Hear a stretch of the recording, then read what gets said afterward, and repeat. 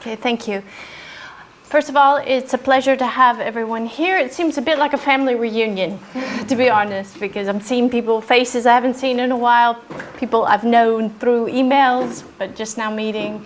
Haven't seen you since AILA 2016, so it's a pleasure to have all of you here.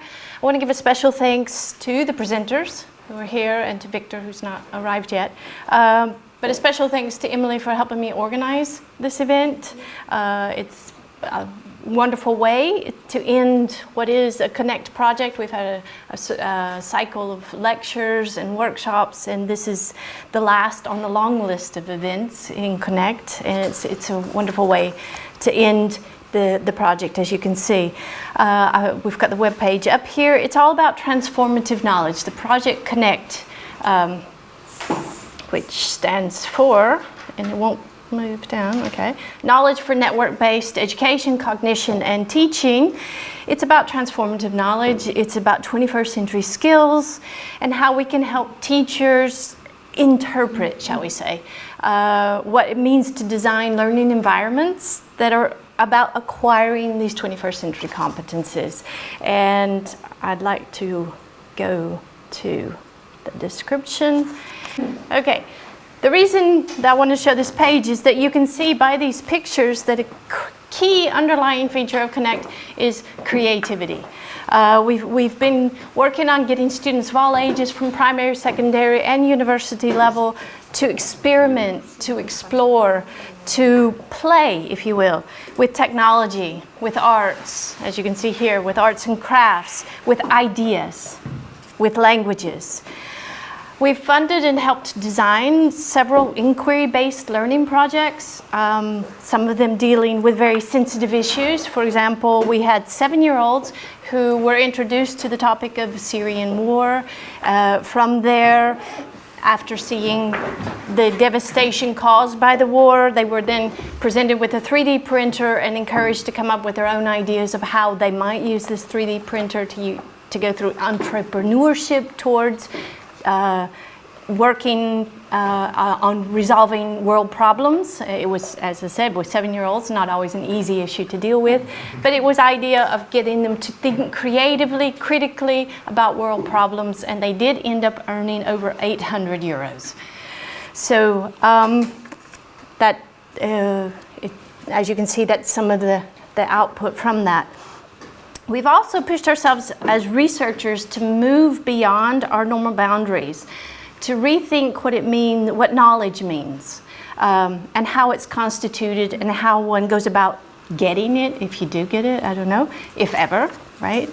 And we've endeavored to push ourselves and the researchers we work and collaborate with on a regular basis to be open to critiquing and questioning what it means to know something.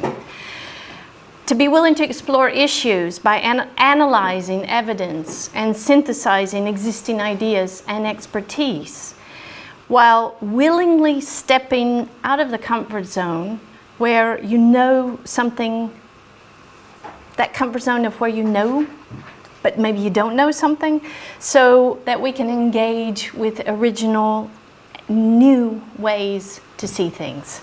So this has also been part of the Connect project, is bringing in researchers to show us innovative methodologies to explore what we're doing. And I underscore a few words here that I just mentioned, the capability of analyzing evidence. And how important is that nowadays in a world where we're in a place where world leaders are yelling fake news, it's all fake news, it's all fake news. When young, malleable minds are so easily influenced with unfiltered and receiving unfiltered input from around the globe, this idea of synthesizing evidence, of looking at expertise and then questioning it.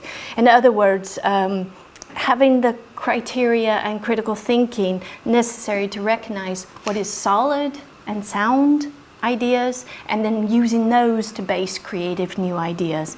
And that's what makes this seminar so timely. And again, I thank Emily for coming up with the idea. And that's why it's a perfect way, I think, to end this series of lectures and workshops that Connect has proposed throughout the years. we're all familiar with the history of how easy it is to fall into dark ages. We've seen how humanity was making advances and then immediately fell into an era, a long era of ignorance.